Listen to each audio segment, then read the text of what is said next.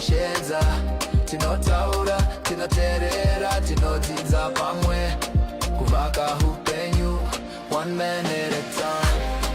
Remachinda, this is the call. Varume vachisimuka vachidzidza kusimudzana chokwadi rudo neuchenjeri zvabatanidzwa a platform yemoyo nemusororo.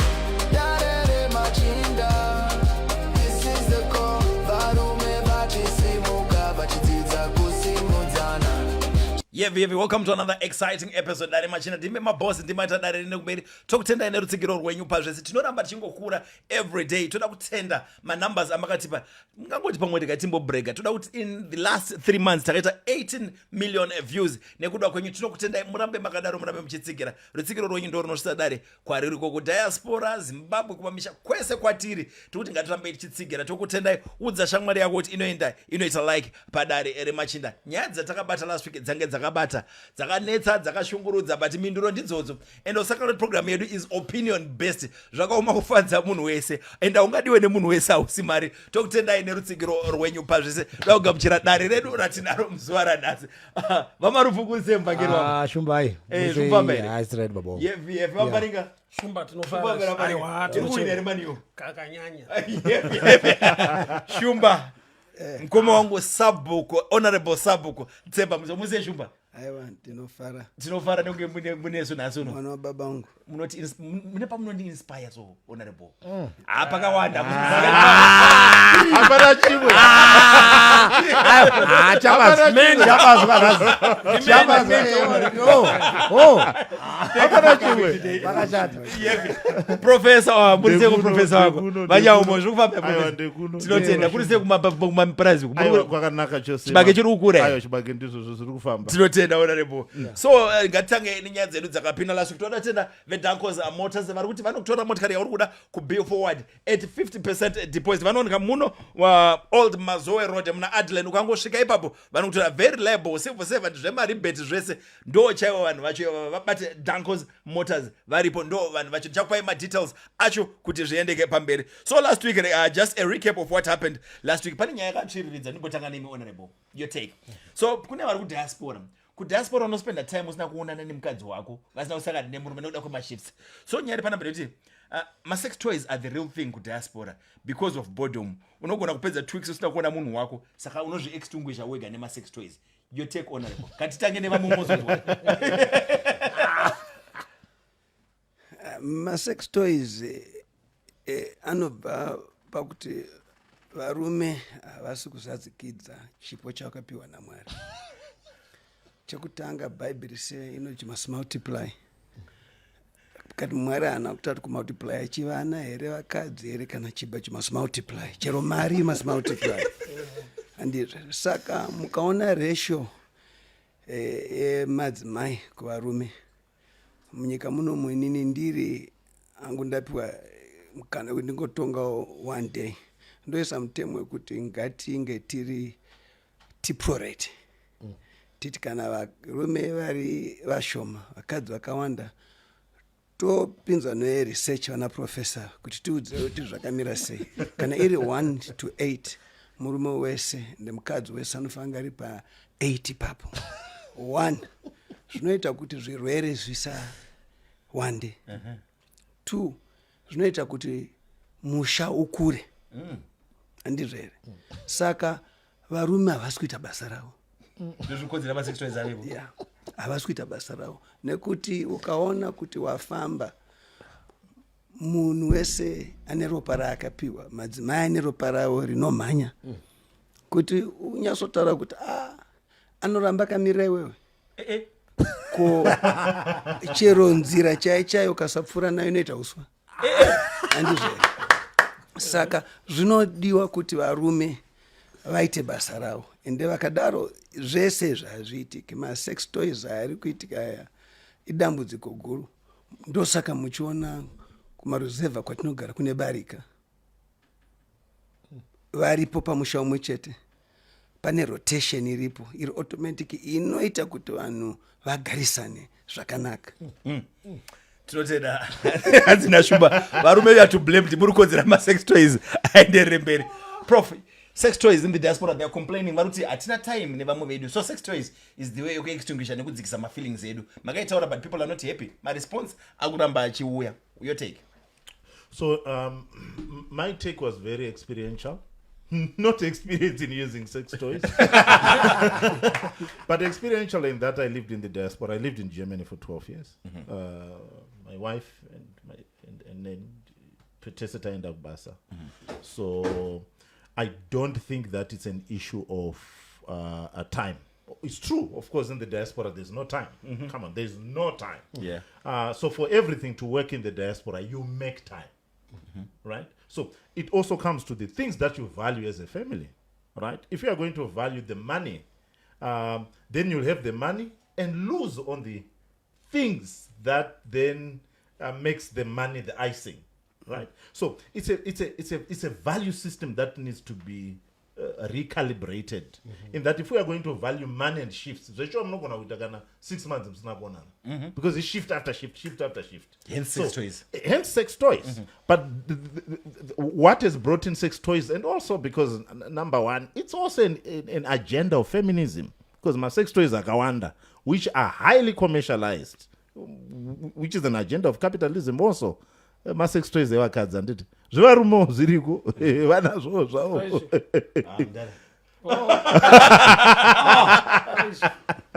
Zvivarume zviriko, but it's not highly publicized, it's not highly, but it's there. So for me it's an issue of a definitely no, make time for each other, because kana makukambura zviya zviya kune zvaunopiwa nemunhu zvausingapiwe nema-sex toys. Pane zvimwe zvinoti kana mapedza zvezviya kukambura vamukamburi magumbatirana paya namai, kune zvinhu zvinobva mumuviri medu zvatinochinjana zvakanakira mental health. You don't get that endorphins. You don't get that when you are using sex toys. The bonding that you also get kana so you are just cheating on yourselves. Okay. It's cheating on yourself when you're using sex cheating toys. On yourself, Shuba? Professor vataura zvinhu zvakajeka, asi inini maonero angu ndeyekuti for how long can it satisfy you for a sex toy? For how long? Yeah. You see, so at the end of the day, yes, I'll go with ngochete. Murume does not cheat. Mukadzi ndiye anochita. Hapana dare rinogadzwa murume kuti aonekwa neumwe mukadzi kunyanya asina kuroora. Dare rinotoshedzwa kuti uyai ibva matoroorana. Kasi mukadzi haatenderwi kufamba neumwe murume iyane wake. Kasi mazuva vane musikanzwa vakadzi yakanyanyisisa zvekuti mukatoona ndo vakutofamba nevarume vasiri vavo kupfuura varume resho yevarume nevakadzi. So nyaya iyi inosvika pakuti zvataura professor kuti, so should we now have a situation where the aspect of kugara mushe ndiko kunoita kuti tinge tichiita izvozvo? So what is the point of marriage? Why do people marry? Inini handina kuroora, kasi vanhu vanondiseka, ndochata vandiseka, ndoti ava ndo vasingaziva. Ini ndotokusekai kuti makaroora nechi uku muchigara apart. Was that and makati together in the bad and the good times? If there's bad times, garai pamwe chete. Asi bonde richiita sei? Richifamba. Boys the smoke. What do you say? Mamarufu, people who sex toys and we say situation at diaspora, we need to shun some sex toys. Your take? Yeah, no. Just in and out? No, I think maybe probably. Yeah, don't forget Zaza Garage Ziriko, but son. People were actually doing this and practicing this, but wasn't got so it was a good way. Sinungu bata basa says vita chitoichi. Wanaiti chanza zvigunwe. You see, saka akashandisa zvigunwe neachandisa sex toys. Musiyana wacho iwe unofambira nechigunwe. Muchiwe. Ndikuzive babonde chaizvo. Zvikanzi chigunwe newe pinda yapo unofunga unofamba nachere. Chero speed chaiyo chigunwe. saka ndinofunga kuti zvazvagara hazvikungotarisa hatisi kuti saka zvange zviripo saka kana munhu atsva ngaaite ega that's what you are saying tiri kudiaspora waipe version iri but ndiri kutsva ndoita sei mainstruments ebonde aripo handiti instrument yebonde iripo but time kuti tipesane nemunhu wangu but ndiri kutsva ndizvandiri kutaura ndizvandiri kuti no ndiri kuti vanhu vanga kugara vachitoita zvinhu izvi musociety even vamwana vari mudzimba today vari kuramba masex toys handiti vamwe zvigunhu zviri kutombomubatsira chotaka chatombopinda icho because I think also madzimai panyaya dzekukamburana vanenge varivo vanonyanyoda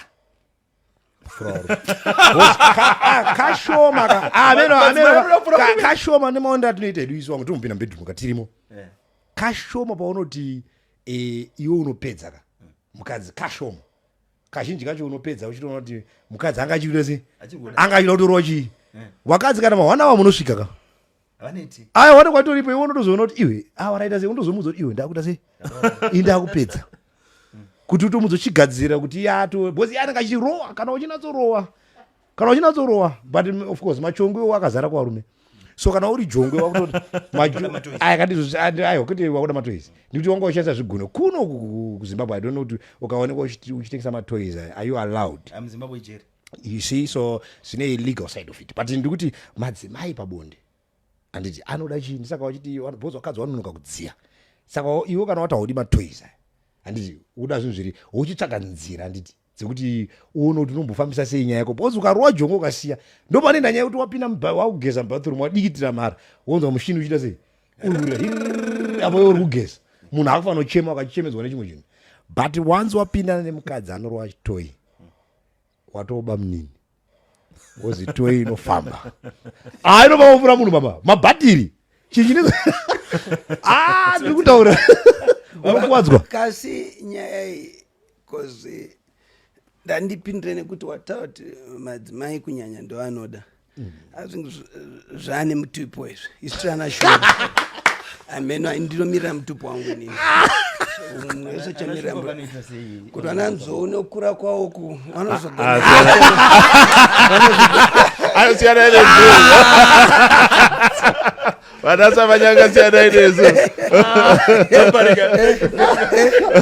manje isona shuba tine agility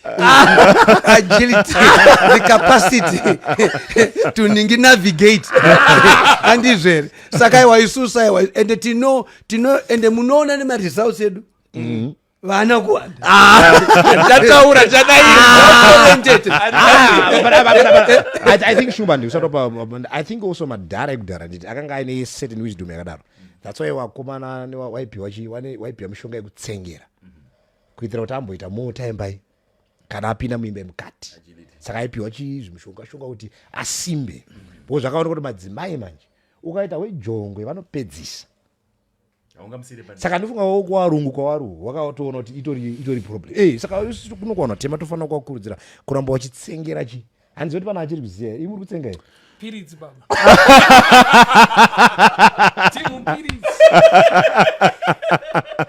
But zvekutsenga izvi is just psychological. Okay. Ina hapana pandakambotsenga kana kutsvaga chibwete. Hapana kana. Mabhuru kaya.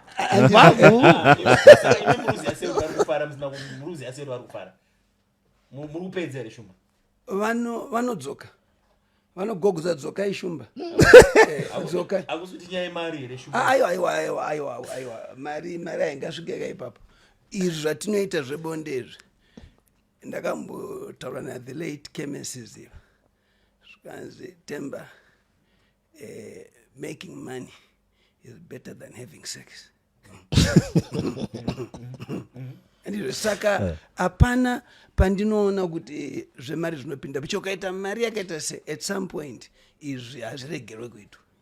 Mari inogona kumira kasi izvi hazviregerwe kuitwa. Inotsvaga mari ndozouya anochita. Yeah, no, Ishema toys. To me, imagine, washuka kumba kwako. Mapesa na mashifts, uona mba mle matoy. Marriage yafu. Exactly. toy haritomboiti vatotoshaya time zvokutoti vanotosatonana weekres nemashifts aiwa because normally kumamarriage once or twice per week mukaonana weekend ameno mamo zvane mituko right but zvimwewo zvedu izvi once pamunobatana ipapo basa rechi and that is very important that Paringa is highlighting kuti imwe yacho compensatory behavior yekuti there are things that are lacking in life and then you overcompensate on sex. Takamboitaura nyaya yekuti kamwe kacho kambururo kamunozoita kacho unenge wakutoita kunge ndione mabattery because kune kumwe kusiri kufamba.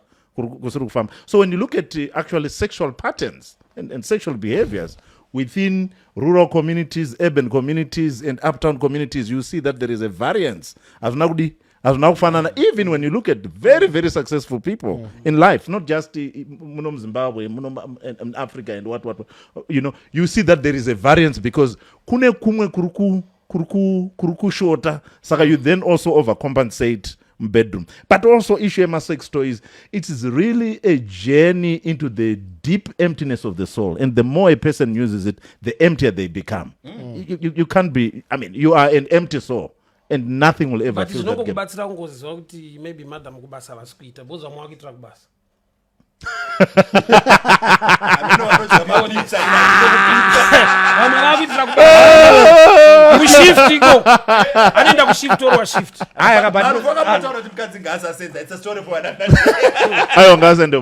is it not one of the reasons that has triggered my lesbians, them homosexuals? The toys? No, the lack of it. The toys are a different thing. Lack of sex itself. Exactly. Yeah, of course. To a point where the toys are not as important, to a point where the same gender prefers that. So that's how irrelevant the toy is.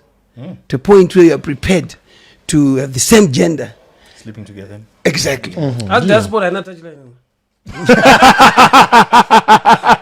Kwakazara matouchline baba. Kwete zvako zvematouchline kune matouchline anenge ari magrazi. Thank you very much. That was a recap from last week. Takupinda mubvunzo yedu yatina muzwaya rasi. Chamota 2 segments 4 and then we're out. So kutanga nemi professor uri kuti on ex-husband yangu irikuda kutengera ex-husband yangu irikuda kunditengera motikari yeskurani. Ndiri mukadzi ndakarorwa ndiri pane mumwe murume. Asi murume wangu ari kupokana nazvo. Zvinoita here izvozvo kuti mota yandoda kutengerwa ne-ex-husband yangu uye pamba. Professor first, then vamarofu vamuparinga toguma naona ribo. I think that's nonsense. Come on. Yeah, that's Ex-husband yakasiya mwana uku anditi. Yes. Yakasiya vana. Vana vacho varikutambura, but he wants to buy a car for school run yevana vake. Nyangwe mukadzi ari nemwe murume. Okay. Fact yekutoti mukadzi ari nemwe murume.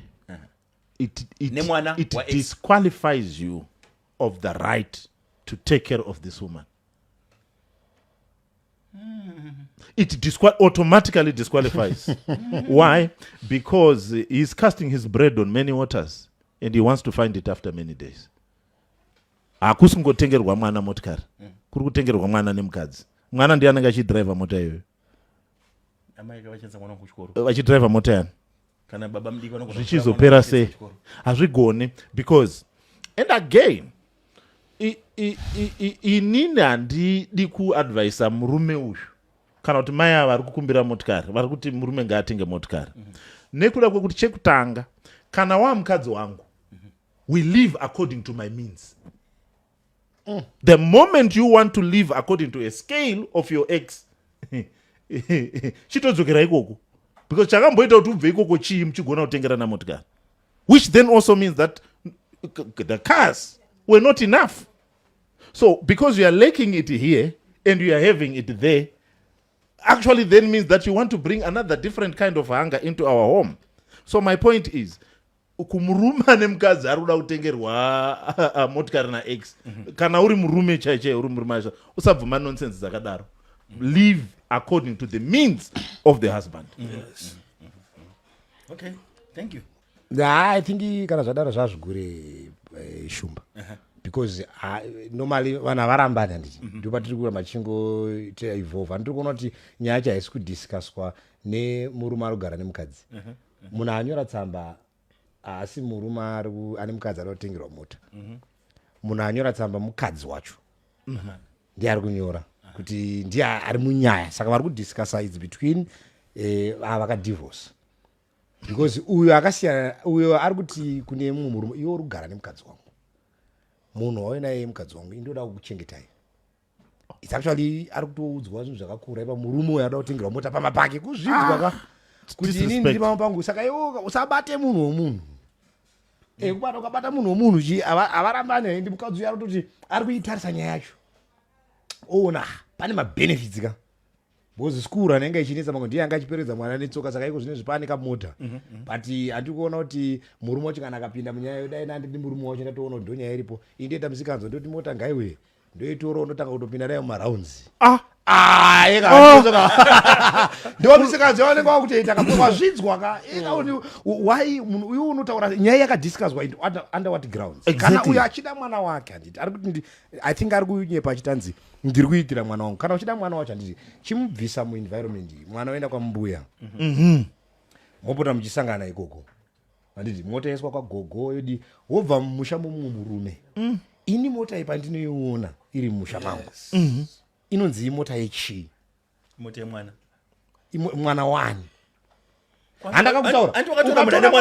ukatora mwana womunhu ukamisa mumba mako uyu anenge achiti mwana wangu ari musango sango ndiani ndini saka sango harina dhiri katogona kubadzwa moto richibvira katogona kutengwa miti irimo uri sango ka uyu murume aroko anotanzi mwana wangu ari musango ari kutambura asi wachidya sadza rangu sango riri kufidha mwana wako handiri kuona zandiri kutaura saka iwo uyu nyaya yakadai yakatofa ukatora munhu ane munhu wake wakasiyana naye wakaita vana idzi nyaya idzi handiti unofanira kungodzigamuchira dzakadaro bozi ndiwakaita pazvinhu zvevanhu kana wada marriage yako yopinda pasina zviguru izvi izvi daitikutaa tinototi kune murume uyu isekuguru ndatsva svira mota ngaiuye mozoona yekutamba maipa bozi auimise nyaya yacho uchaiona mukadzi uyo achanoitora anonoitora uya naye oti tatambura ka iwe hauna kapasiti wazvidzwa murume ari kutaura bozi ari kuona kapasiti yemurombo akatora mukadzi wake mukadzi wake mukadzi wake ka kwaari kuteera chii mota ari kupa wana here handi anotambidza mukadzi inoya nezita rani remwana andosona vari kutotaurandiri mota ikada service tofonera futi feyo ikapera totsvaga futi x ndofunga kudivhosa kuri nani ini ndiri kumaextreme divorce why chinhu chauya mumba ichichi iproblem hombe haisi help iproblem hakuna help yakadai usati chinhu chauya mumba ita kuti chinhu chitori mumba umu because this is an ongoing the car is just a tip of the iceberg there are many things that are already going unozati chii kune reasoning yepoverty nereasoning iri normal nereasoning yemari wemari anoti its nonsense wopoverty anongoti kubatsirana upenyu mwana ndewecommunity mwana anoti even kuri kusango hakuna mota dzekugame park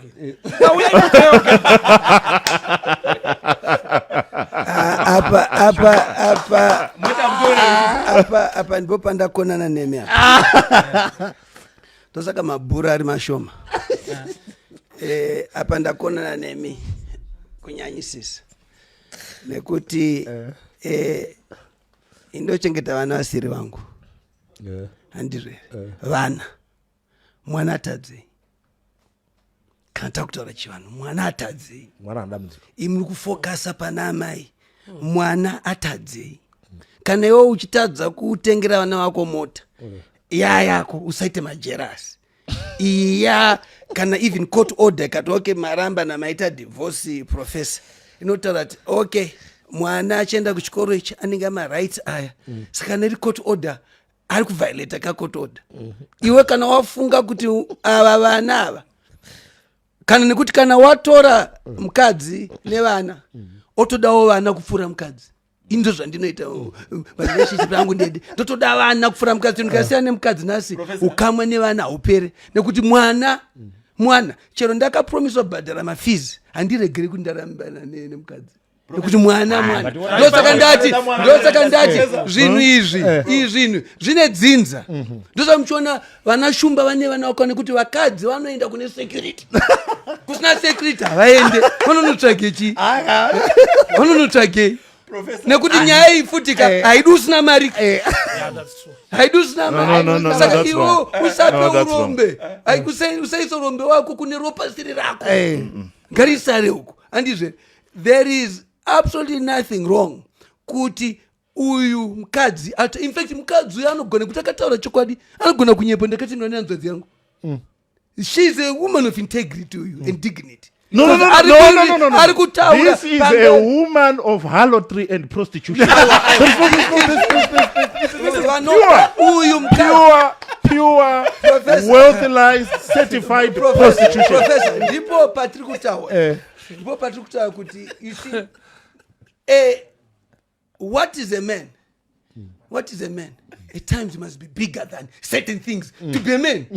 This is one occasion where you must show that I'm a man, I'm bigger than anything, and accept it for the good of those children. Of course, I agree.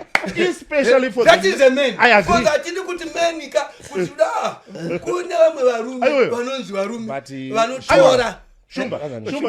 I definitely agree. Kuti anofanwa kumira murume ane mukadzi aroda kupiwa moto. I agree. Must stand like a man and say I will not accept that nonsense. Amira ndezeka. Gata kutenga land cruiser. Bhuru Bhuru. Tawati mota muzeta.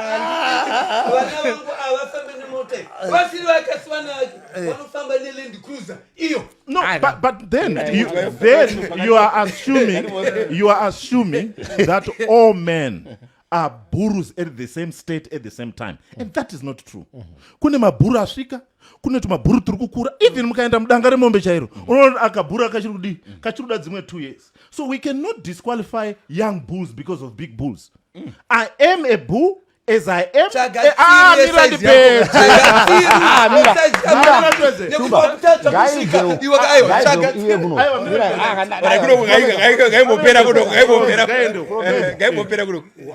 tiri munyaya dzewanhu ndosaka tatambura bhozi tatendera munhu kubuda mumba make kuti anopinda muimwe imba, but vanhu pavanodanana vanocreata mamemories. The man is right, the first man is right, because the first man ari kutera mhuri yake ane mamemories nemhuri. Listen, the first man ari kutera mukadzi uyu ane mamemories nemukadzi uyu. Akaita wana naye musi wakazvara mwana uyu waari kutera wana kutengerawo anga aripo musi webirth, anga akabata ruoko mukadzi achigomera. Saka paari kutera conscience yake iri clear. Ndikutera mhuri yani? Iwe wakatora mhuri yemunhu ndiwo une hondo munyaya iyi. Wakabatirei mhuri yemumwe munhu? Vakarambana. Vana kurambana kandisaka pari kuuya motaka. Ndisaka iri kutera kwa vakarambana. Aise mwana motikari. Mota aiwa mota yemhurika. Mota yemhuri hasi kupa mwana. Muri ipi kwa? Muri urutara muri ipi kwa? Sasa nemurume wacho. Ari kupinda mumuri imo. So okay. So ndakachipedza question chinayo. Mira doubt inzweka. Boss dai murume weka andi dai papa isiri mhuri yake yese. Angadai nyaya tsamba itainyorerwa nemurume. Ari kuti varume ndiri kugara dare nemumwe murume wandakatora mukadzi wake. Ndikaisa baba vangu. Munhu ari kunyora tsamba yekudare kunoko. Mukadzi ndiye apakati manje. Boss ndiye ari kuudzwa zvatiri kuita dia.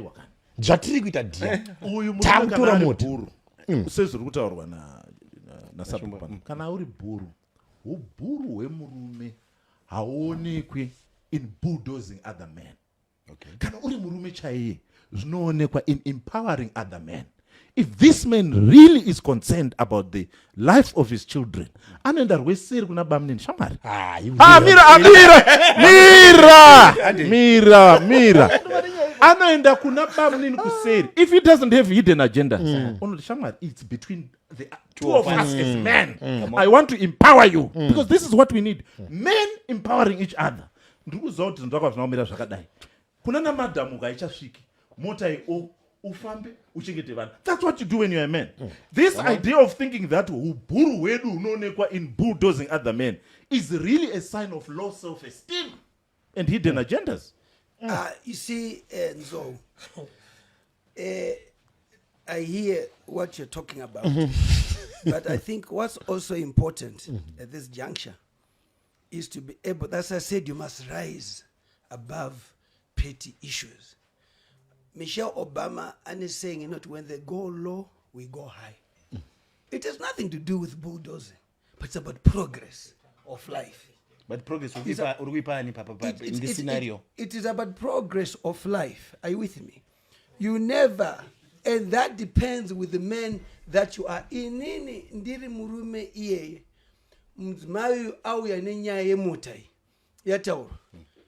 Ndino itambira. Ndaitambira. Shumba. Of course. Your opinion based. Are you with me? Yeah. Ndaitambira kudaro. Ndinoto now. Kutenda. Kuti magona ugadrisa upenyu wevana. People are different. And let us accept that. Magona ugadrisa upenyu wevana. Zvandobva ndaita manje nini. Ndinda kudrive mota nchensa vana kuchikoro. Because mota ndeye kuti vanaende kupi? Kuchikoro.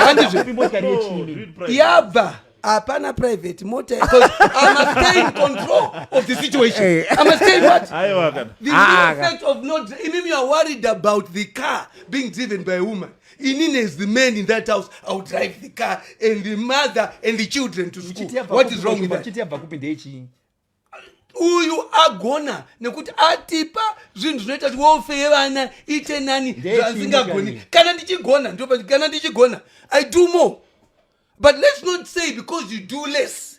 Okay, people must not do more because you do less. It does not work like Actually, that. This story shows us what we need, and I'm happy we are having a differing of opinions, because what we need are men who empower other men, not men who feel that they are men by disempowering other men. Actually, this is a principle that we must also use. The other man is being dispowered. What are we saying here? Iwe chiri kuita vanhu vatorwa vakadzichi inyaya yekuti kune vamwe varume vane zvinhu zvakawanda kupfuura vamwe, so they then use what they have. But the point is, kana tauda kubatsirana chaizvo uchida kubatsira munin'ina wako, uchida kubatsira muzukuru, uchida kubatsirana handiti uchizota nemukadzi wake hauendeka uchinomupa pamberi pemukadzi wake. I mean, whilst he appreciates, because what's accepting there is the poverty. It's poverty accepting the gift, but the ego is bruised. If we want to empower, if men wants to be serious about this agenda of empowering men, hande tuno empower kuseri kana ndakupa mari marufu ndopane kuseri iwe hauende kumboronda piwa mari nanyauma unonoti takeke saka mari mazoona ndakeke. What are you doing? I'm making you a man in your own kingdom, in your own right, and in your own home, and your wife and your kids will respect you, not respect you on behalf of me, but you for who you are. Seni zvangu ndobva ndatotora phone ndoti maimfana mbotenda kwatapiwa mari uko.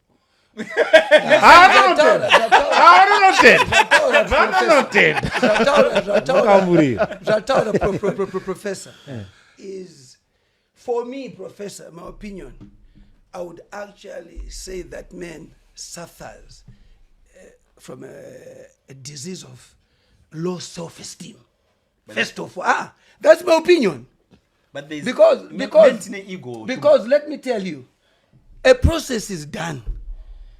Anevana wakumurora, you must understand what you're going into. But first of all, because ropa irarisira kwero. But wabata zvinhu zvewanu. Ndinotsvaga ropa rangu. Ropa irarisirako. Kana une vana vako usikati vapinde moto iyo ndizvozvo. Kana usikati kudrive ndizvozvo. Are you with me? Regera ropa revaya vanochengeta vana vavo rirambe richienda mberi chimpawo vana vavo. Ndati uwo wakaroora uchiziva. What I want to teach people today, zvandinoita so that you understand. Ndine mtemo nana mai vana vangu vese, because ndoti inini ndini benzi mamusi vese vakanaka. Ndoda kuti vazive vana vese varipo. 2, ndoda kuti ndizive murume waanodanana naye, kudanana not kuroorana, especially on the girl child. Ndikutaura ngatidzidzike kuti urume chii. And I protect my children, the girl child, and I do it by interfacing with the men she's with. What is to co-parent? What is to co-parent? You do, a parent, you don't have to be the father or the mother of the child, but you parent. English semantics must come in.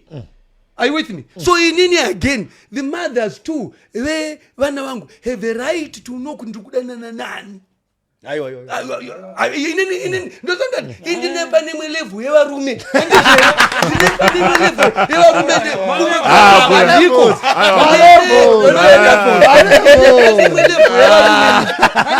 Thank you very much.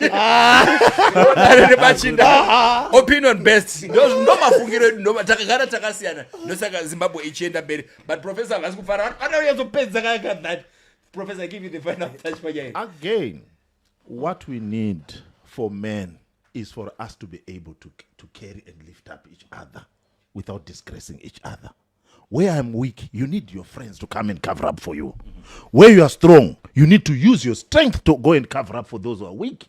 And when we start doing that as Zimbabweans, you know, my patrons, wariwakuru, wariwadik, tokavirana tichisimbisana tichisumudzana kuti tiende mberi, then we'll build a better future, especially of empowered men.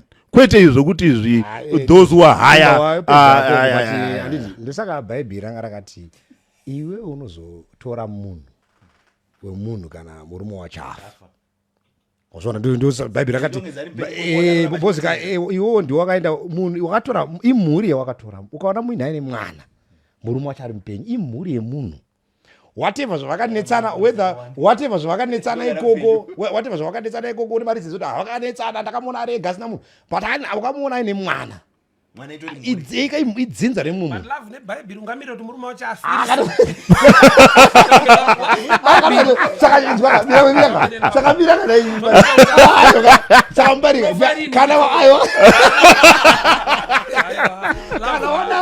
kana wati iwo love yakakuita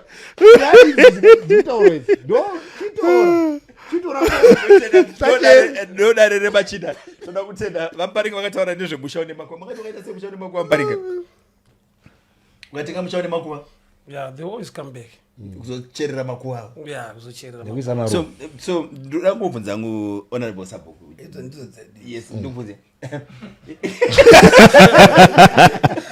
So honorable Sabhuku, ndoda ngokubvunza kuti kwamakambosiya vana kuya kana arorwa amuchina communication kuti timbosangana timboita sei makakati akati muri ngodzokera muchingonosakurira makuva enyu pamusha panyu pamakatengesa pane makuva anasekurira nambwe.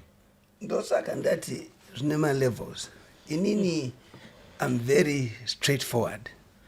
Ndenge nchizida kuziva kuti baba vepamusha varipo ndiani indisipo. Iwo futi vane mvumo yekuzoti mai ndiani. You must understand that. Pane pamwe pandicha tadza kubatika uku mwana wevaridzi arwara. Hazvingamirire inini.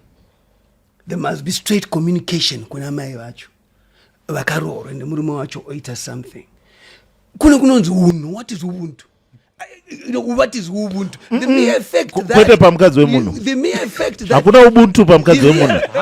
The principles of ubuntu does not highlight going into other people's wives. Actually, third principle ye ubuntu inoti yo love for all.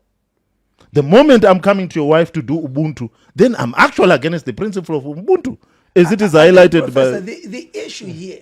If you look at where it started from, is a man buys a car for his children, okay, who has been married by a man who is happy and knew the situation, because we must not run away from that. That is the critical issue to understand. Did you know that this man will keep on supporting wife yako amuri mimi? Did you know that? Understand, it is the kids who are being supported. Let me tell you one thing. Inini, I have all these children with different mothers.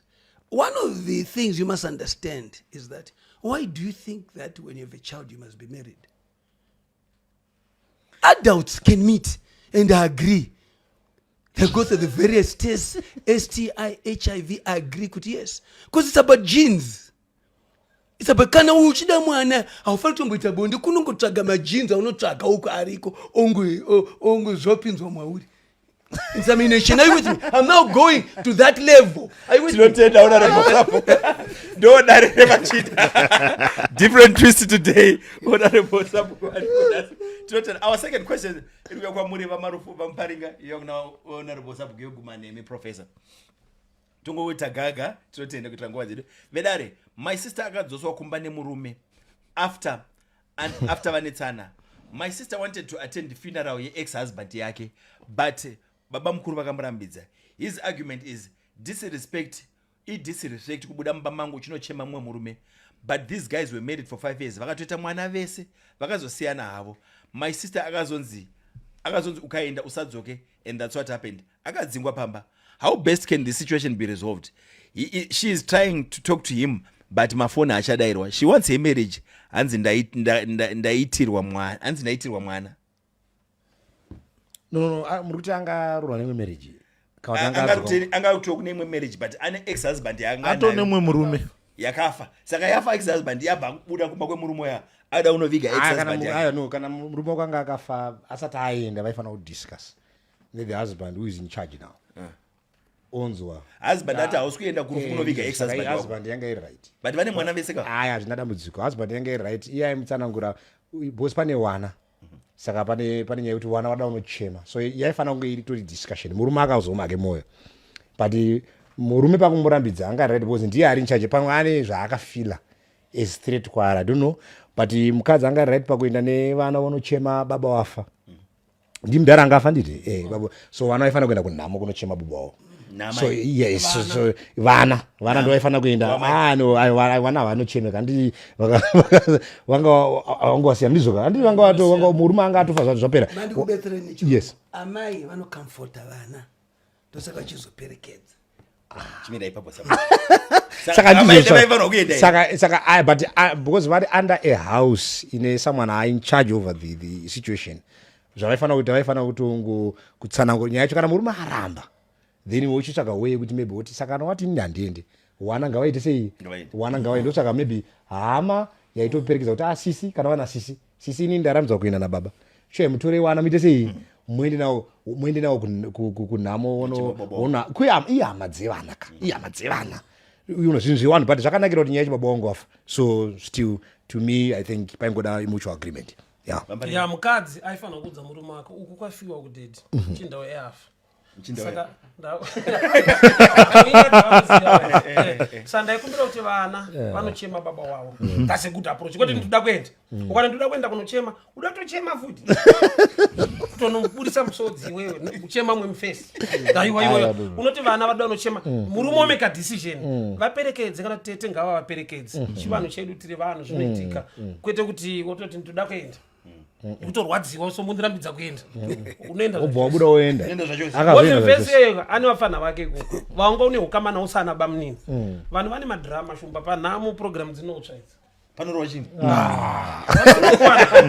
Sabhuku munoitonga sei kwenyaya yakudarerenyu? Inini muvillage mangu handidi varume vane utsinya. Handidi ndoda varume vanovaka village. Right. It takes a village to raise a child. Ndoda vano even pakaita rufu village rinozikana kuti vatoita makuva vatoita chii. I don't have to be there. There's a system. Zviripo hapa it's very simple. Ndosandati zvakawanda zvacho it's about communication and levels of understanding and all that. People are different. And this cannot just be a situation kuti no it applies to everyone. Zvaitika izvozvo vanga vane vana uyo afa vasiyana pane murume aripo ari right. Zvataurwa namufundisi ndizvo chaizvo ndikuda kuperekedza vana kuti vanochema baba vavo. Word rakadaro chikaranga chiri important semantics kuti how you approach in your language netsika dzako. But would you allow it to go? Ndakuenda kune imwe level and you say imwe level yandatara. A lot of these issues happen when there's mistrust. Mistrust. That's where the issues are, where there's mistrust. And where there's mistrust, a man becomes evil and cruel without knowing. And issues of mistrust anova papi. Ukama nedzinza rekwemurume wako ukama iwewe wako kune are you with me? Isusu vana mai vedu ndosaka uchiona vana mbuya vedu vana mai vana baba vedu vaiuya paya vachidefenda baba mudharawo yakadhakwa achiita nezvonzo enda anogara pasi ndoda uneta mukadzi wako ibva because they had respect for the family yekwamudhara and the man must also respect for family yekwamukadzi ndosaka vana tete varipo ndosaka muchiona izvo zviri kuitika vakawanda igeneration isingaendese vana kumusha kuna nambuya ndipo pafira zvese iwe vana wako kwambuya unoendesa oti kune varwe zvinotangira who are we professor identity when you don't know who you are and you don't have an identity you will then behave like that ndipo panoti dzimepo idzi hatidzizive idzi so inini I'm of the mindset it is very clear kuti no people must be able to talk people must be able to respect each other and uyu ndosaka kuti even ndichifunga kuti chero uyu mukadzi uyu asvitsa nyaya yemota kune murume wake would have said ndanzwa zvawataura ko tadini kuita izvi neizvi kana pane indaba zvinoreve yakabva kupi kuti chinhu chese chinogarirwa pasi so that the right decision is made not to affect upenyu hwevana ava moving forward. Thank you honorable Sabu. Saka wonyanonzokera kunochiviga ex yake you are okay with that? Ndotomupa ne-escort inini ndinoenda kundufu dze vana vangu hama dzana mai vevana vangu ndoenda uri ani mina ndikushara kuti unzwe chekutanga inzwa iyi kuti unyanzwa varume vese vazwe kuti kana uri ndosaka zvine malevu kana uri murume chai kunge inini so indinoenda professor inzaika professor ndoenda nekuti chekutanga ndikaita mwana ndinobvisa damage chivanhu changu ndoenda namasekuru angu ndoti izvi takawirirana dango but ndakanganisa mwana wenyu first of all respect ndinoenda kurufu uri ani inzwaka ndiri baba vemwana wamai ava ukama wapo ndasvika ipapo ndinotopiwa cheya dzekugara vakwasha vasinobvisa mombe vasinoita kana bhadhira damage vachigara pasi Okay. Number one, it's a lot of things. Let me try to highlight 3 or 4. Number one, it's not an issue of trust. It's an issue of boundaries. Boundaries. The moment you are mine and I'm yours, we create boundaries. I see girlfriend, mukadzi. The moment yaunoenda even vachitoziva andindozvemutemo muzimbabwe mukagara mese 2 years ato mukadzi wako ndizvo right. So chekutanga, it's an issue of boundaries. You can't have your boundaries around the boundaries of someone's wife. Ndizvo inini panyaya iyi chekutanga chandoda kuadvisa murume uyu ramba wakatsika ipapo ngaadzokere kuguva rake racho iroro kuti azive kuti kudanana zvine chekuita nemaboundaries. Hatigone kudanana pasina maboundaries. Hatigone kudanana chingoti chero zvawada muka achida kuenda kwaanoenda. Chechipiri, chimwe chiri kunetsa mumarelationships patisani ipfungwa yekuti vanhu havasi kurambana, vanhu vari kutama. Hapana kurambana kwakaitika. It's just a relocation. Saka ari kudanana naMuparinga handitika ari kudanana naMuparinga achigara naSabhuku. Hapana kurambana kwakaitika. Yet true attachment demands living so that you can cleave. So idea ndeyekuti vanhu are living together without what? Without attachment, detachment. Wanga wakarorana nauyu ndobva marambana. Nokuti marambana, you must live uyo so that you may cleave kwavauya. Kana waita cleave kwavauya, chinoonekwa chakuitika ndechekuti kwavabva kunotoitika damage. Ndizoka? You know, when you separate zvinhu zvakanamana panoitika damage, and some of the consequences that you suffer when you've been separated ndizvo zvokuti iye azofa paavo toti vafa havo ikoko ini ndaakuita zvokupi zvokuno ndanamatira kune zvouku this idea of swapping and moving from this home going to this home ndosaka nyika dzine maboundaries. Titori nemaborders munyika anotoratidza kuti apa ndo panoperera Zimbabwe, apa ndo panoperera Nigeri, kana wada kutoenda kupakuda passport. So pfungwa yekutanga wanhu kana tati tarambana ngatidzidzei kurambana. Kana taramba nitoziva kuti zvokuku ndadi uku ndasiya. Kana ukanzi kwafiwa, kana ukanzi kwaitwa mwana, kana ukanzi kwaitwa se, ndasiya zvouku ndakuita zvokupi zvouku. And idea yekurorana ipfungwa yatakataura inotiyo vaviri ava ichava nyama ipi imwe chete. How can you have nyama imwe chete ine 7 parts that are joined together? Kuti uri gangu rangu, uri gangu rauyu, uri gangu rauyu, kwazofa uyu, kwazofa uyu, kwazofa uyu, kwazofa. Saka pakafa maboyfriends akaenda. Pakafa vakomana vese vakadana nawo pavakafa akaenda here. Hana ari kudherera mukadzi uyu. Kumurume uyu ramba wakatsika ipapo, ngadzokere kuguve rake iroro kuti zvitibatsire munyika kuti vakadzi nevarume tidzidze kurespecta maboundaries evamwe vedu. I've got one question for the professor. Professor, you've brought the issue of boundaries. Why do you think it's only women who should observe the boundary, not men? I never said that it's only women. I'm now going to a certain debate which is critical. Could the two are put together and those boundaries must be observed? It's a well-known secret that murume anobuda. Abuda boundary. And kubuda ikoko, does it not cause pain and problems for that one who's still in the boundary? She also decides to get out. We must be very clear about this and not be macho. But face reality. I could draw a boundary.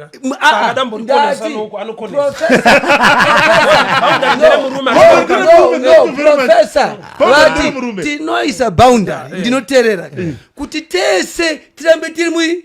Because taenda ku church. And it's imi ndimibatsira nyima mafundisi. Maenda ku church to vanhu vanga vari pamwe chete through the hard times and the good times. So you cannot then come and say kuti aiwa iwewe ndakubuda kasi iwewe haubvumidzwi kubuda. Anzi mbudzi kufanana ndoka vari kutanga nazvo vakadzi. So inini nyaya iyo yemaboundary, I think, to be honest with you, we are, you see, one of the issues that we must you must do to stay in power as men is that you must be liberal. Don't think kuti being a dictator gives you power. The most of these successful leaders in this world have been very liberal, and they've stayed in power because they're liberal. Because you are able to address every liberal other issue. When we talk about being liberal, when we talk about liberal, imimi, you make choices. Imimi, you make choices to marry. Those are the cheating. I have mastered and I've understood the whole point. Ndosaka wakuru vedu ndichitaura professor. Vainzichi hama haisi mukadzi wako. Usatwarura vaigara newe pasi. Kuti mukadzi wako haisichi hama. Zvakabva kupi izvozvo? Vaiziva zvaitika nezvagara zvakadaro. Shumba kati kuti okay, I understand dynamics. I think that's why we also need counsel from the word. So we also see from this issue saka mwarachi ndoenga kurambana. You see, because now to discuss as zviri out of order. Because marriage ndiye vanhu vairi vanoparadzaniswa nerufu. But kana ukanga wasvika patasvikapa nditi pekuti tine kwafiwa ndanditika paroda mumba tiri kurambidza mukadzi wemutsamba zvaakaita zvokuti akaita nhare nemunhu waanaye. You understand? So paifana kuva nekukurukura. So my points are very valid yekuti let there be a discussion over the issue. A man who is level-headed anofana kuunderstand kuti wana wainawo mumba wasi wake wane rudzi rwawo and vane right yekunochema baba wavo uye hama yekwavo yafa. Even after this burial yemurume kukafiwa natete wokumusha kwewanawo. The problem iri pavana iri kumukadzi. Ndio saka tira kuti titase ma issues andika. So iwo semurume unoziva kuti wana wandina wavo wane kudzinza kwavo kwanzi kwasviwa natete weikoko. So unofanira kuva ne-right yekuti endai saka tiri kutarisa namba wani zera. Kana vana vari vadiki handiti you can be a level-headed man to say fine what you are going to do, iwewe handisi kuda pangane ma-insecurities amukutaura kuti ndimuendese kumba kwemurume cause zvinozonotaura ikoko zvaita vanhu It's not insecurity, it's boundaries. okay, it's fine, whatever maboundaries aonawo as a man. Then what you need to do, panofana kunguva neagreement. Nyaya yakanetsa munyaya iyi ndekuti hapana kuitwa agreement. Amai vakaudzwa nababa kuti hamuendi, handizivi kuti what level, but murume anga level ida aiti chitora musisi munin'ina wako kana tete waperekedze wana kuti muenda mese, handidi kuti uende uri wega, muenda mese kurufu, ina handiwe ikoko, but muonoita kuti wana wachema baba wavo, which is a level-headed man. But to say kuti hawaende, that would be another story. That would be a dictatorship. I support in that not only is he a level-headed man, are you with me? There's also a level-headed man like me who say go, because you can only have one mother who can comfort you. Teta wasamai wako, manini wako wasamai wako. Your mother knows kuchema kwako, wanoze kuchema kwako enzara, and so forth. Saka urukienda na mai wako, and a level-headed man like me will allow that wife to go never na kuno comfort. Warume, kuchema ex-husband is a statement on the current husband. It's as simple as that. That's a weak man. And we do have weak men, by the way.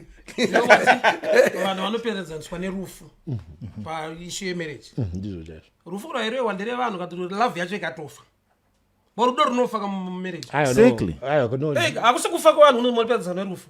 Marriage inofa, mukadzi akatokuchita akaita chikomba, marriage yafa. Unomaparadza nerufu rwemarriage kuti rwenyu. Come on. Yeah. I like that. In fact, I like, because I was going to say, why is it kind of rufu no parents on a marriage? Muna akafa imi muno preside over the same marriage free munombe mchingo da ndanja but mazoko na kujekesa ndanja chati pare kanyepa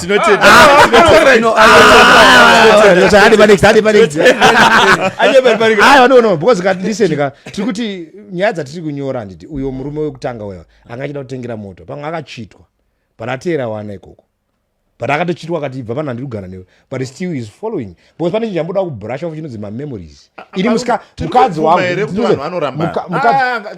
Answer my question. Atirambana tinobvuma here kuti vanhu vanoramba kana tichiti vanhu varambana zvinoreva kuti listen, what does that mean? It's why prof Which means what? Prof boundaries. You are now independent. Professor, how do you want to be a colonel of ex-husband? Professor, ini ndandiri professor mandi kubvunza mubvunzo. Mukadzi wangu inini handiti ndine muziya kubva ichiri baby chicken. Handitika even ndikada kutaura dzimwe nzvimbo baby chicken. Okay. Ndikada kutaura dzimwe nzvimbo dzatakaitira bonde. Handiti pasango shiri dzichirira and mukicheni. That's beautiful. Beautiful. Wakati bird singing. You're a very romantic man.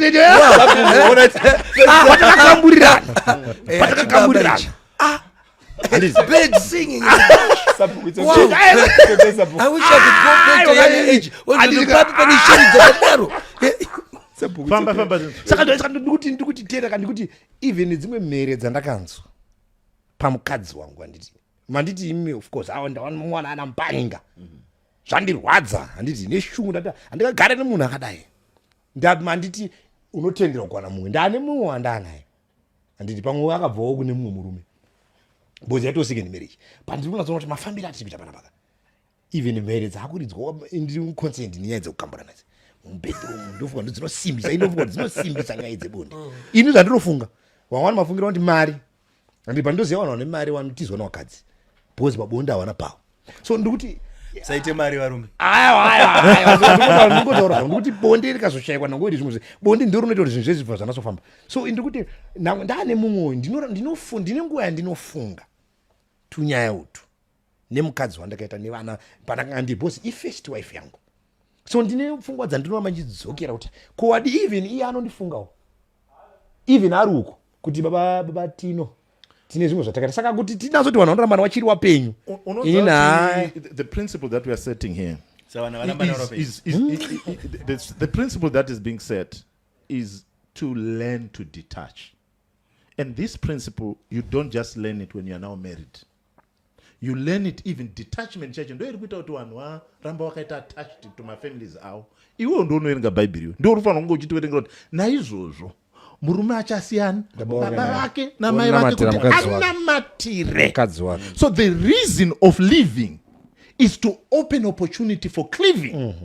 So kana tarambana ka ndinofanirwa kuita live so that I create an opportunity to what? To cleave.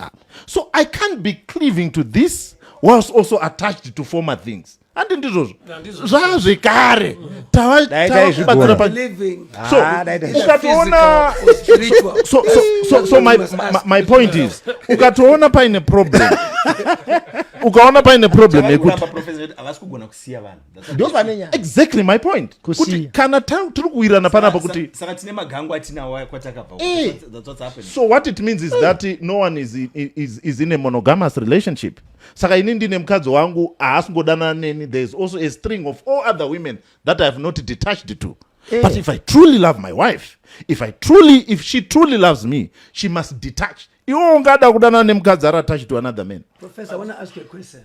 Soul ties. Soul ties. When people talk about soul ties, what does it mean? Educate me today. Soul ties. Ndiri sabhuku saka isusu tongenda kumasvikiro toita zvatinoita. Mama, soul ties. Chi. Okay, number one, when people are talking about soul ties, it's number one, a justification of relationships that are existence that have a lot of emotions and a lot of power and a lot of attachment. That's number one. And the idea of having a soulmate is really nonsense also, because you don't have one person who can be all that they can be for you. Yeah? Who can be all that they can be. This is my one and only. No, it's your one and only at that time. When they are gone, there comes another one and only who you are attached to. But this idea of people failing to detach is the one that then qualifies people to say, this is my soulmate. A soulmate is also a justification of failing to detach. If fail is a justification to detach.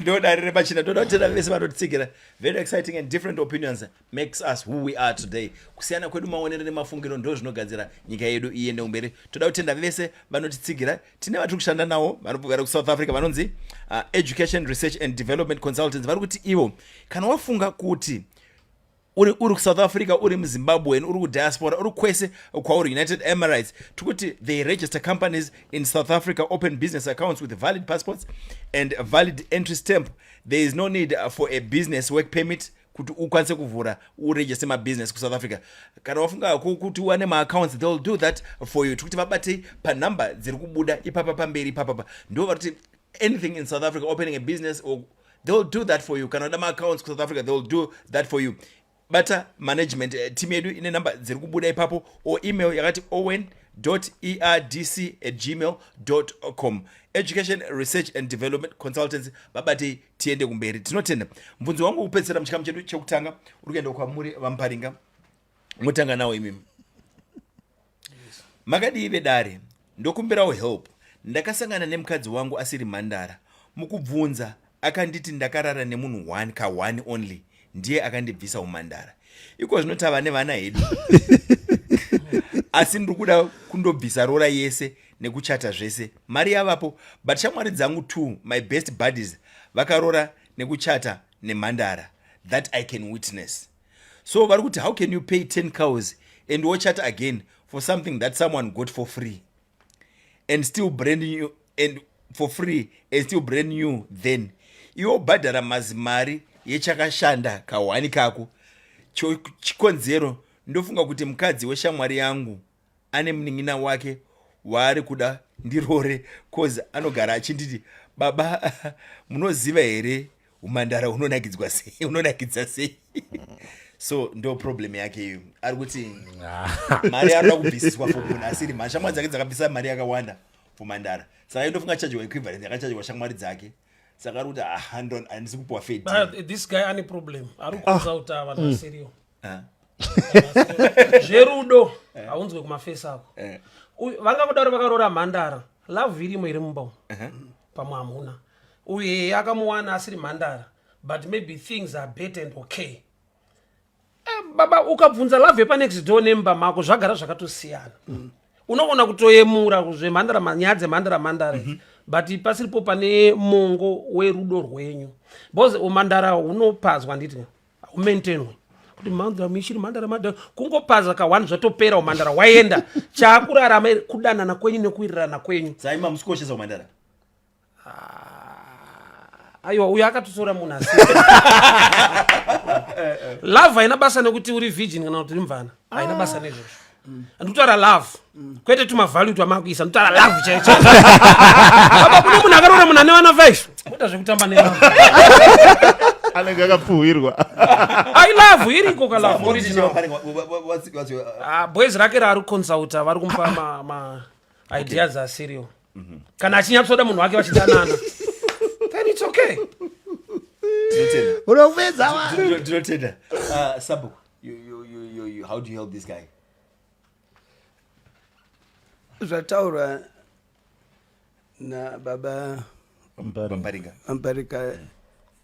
You see, you cannot constantly. It's like the independence of a country. It's a sovereign nation, and you do things the way you want them to do without consult. If there's anything, you collaborate with others. But munezva munazvo musha wese une mutemo, and kuti adaro influence nengeripo. So the question that what's the difference between Mandara and Mandara at the end of the day, what's critical is the love. What's critical is the love. What is the difference? That's true. What is difference? There is hard and soft. In the thing execution of the two, there's hard and soft. People like it soft too. Not everybody likes it hard. So But it's the same. no, at the end of the day, it's somebody's choice what you prefer. Yeah. Isusu inini, I don't need as a wedding. All I need to do kunganidza vanhu ndotaura kuti uyu ndiye mukadzi wangu and so forth, tofara kumusha vafundisi varipo, so I don't have to go into church. Others want to go into church. Thank you, Sabu. Are you with me? Urombo zvawo mungade kupuwa motikari yambofamba kana muda kupuwa motikari nyowani. Yambofamba depending kuti imake yafamba sei imake ipi, because that now depends. And but then what is important? It's not about kuti is second hand. In fact, some of the one Zimbabwe yaka inherited from Rhodesians dzakanaka nezvinhu zvakanaka vakadini kutanga imwe nyika. Ndiri kuvunza vakadini kutanga imwe nyika. Prof, your take. I have a verse, but there's a verse in the Bible, Kings Solomon 8, verse 8. You know, to a very sister with no breast. What shall we do when she's being asked for? Say. I think I want a Bible more devoted, and then we get it from there. Okay. Professor, your take on this. All right. So the idea of virginity is not just a biblical principle. It's also a cultural expectation. It's not just a cultural expectation. It's also a masculine demand. Not just for men to demand it, also for women to also demand it. When you go into our culture, it was also demanded. It was also demanded when you go back into our culture. Now, I'm shocked by what Mparinga has highlighted, because Mparinga was designing I note. Shirikudiwa aisingori munu chete. Parodiwa munu ane umandara. Zuri pamwe chete. So because varikudanana but umandara upo does not then disqualify the discord that is now there. My advice to this guy is and also it depends, you cannot demand from people what you also can't give. So mfunzo wokutanga wandoda kubvunza mukomana ndeye kuti iwe uri mhandara here. Ukaona usiri mhandara uchidimanda umhandara kumusikana, that's hypocrisy of the highest order. That is hypocrisy of the highest order. Ngatiti iwewe uri jaya hausati wadiwo wabata bata. But yedu virginity varuma haioneki but iripo. Kusaoneka kwa yazirota ipo. In the same way there is air. Even though we can't see it, it does not mean that it does not exist. So chekutanga iwo kana usiri, don't demand from people what you don't have. Demand what you have. So you can't ask people to be pure when you're not pure. Let's say you are pure. Let's say uchiri jaya usatoka mboita my experience and you're also doubting. My advice is you are starting on a wrong note. Kana story mandara siya. Because again, that is the disadvantage of cohabiting. Ukanotasa percentage yevanhu vanorambana vazhinji vacho vakatanga vaita cohabit.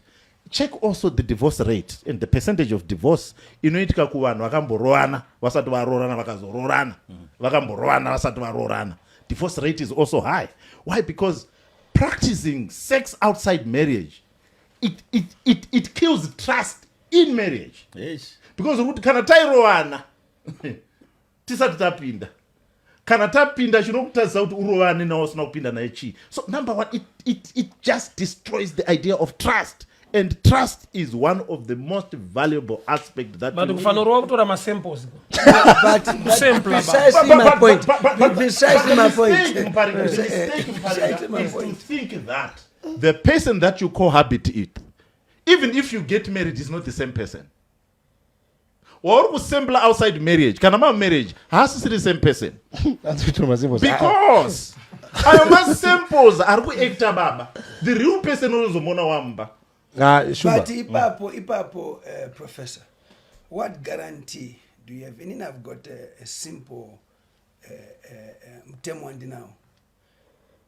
Ndino kuti ndizorora tofana kurwa bonde ndona kuti ano numbu inobata kandaibate because ndogona kuroora asi numbu yotadza kubata inichidavana. Saka my priority is mwana. Are you with me?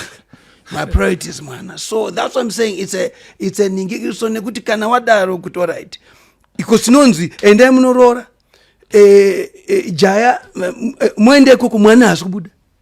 Mwana asikubuda. Wabadara zvese, you've done everything right. How many people have done everything right, but it's never seen the thing light at the end of the tunnel. But murukurora mwana here kana mukurora mukadzi wamurugara wamurudanana naye ndiye. Part of marriage is to build a family, and a family with kids. You must understand that. Mimi ndosaka uchiona vanamai.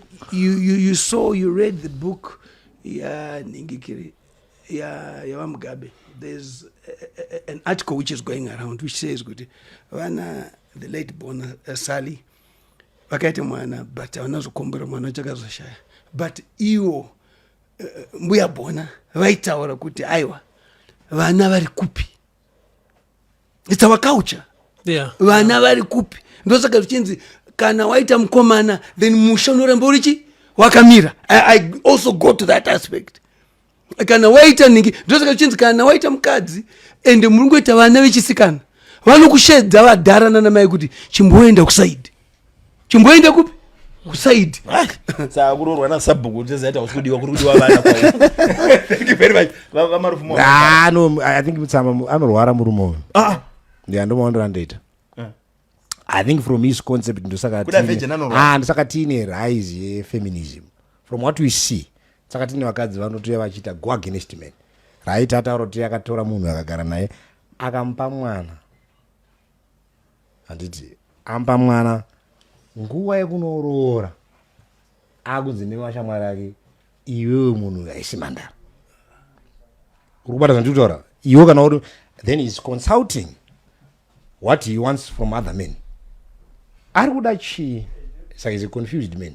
Wakatora mwana wevanhu ukagara naye ukampa mwana wairana naye pesa apa right wakunzi chibvisawo wakutanga kutanzi ndakaudzwa nawanyauma kuti unongofanira kunge uine mhandara ini ndiri kunakirwa nemhandara kuno.